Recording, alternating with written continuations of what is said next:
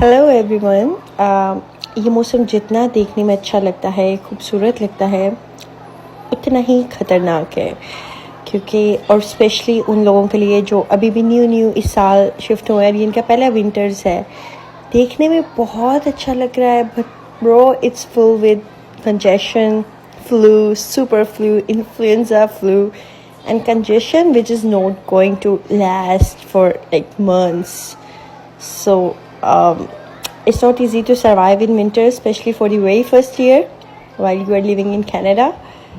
And the wind is very strong, like you cannot go out and you cannot hang out. You don't like to go out because it's super cold and you cannot survive outside. So yeah, it's very tough living here. So it's just the videos you are watching and having fun. Bye.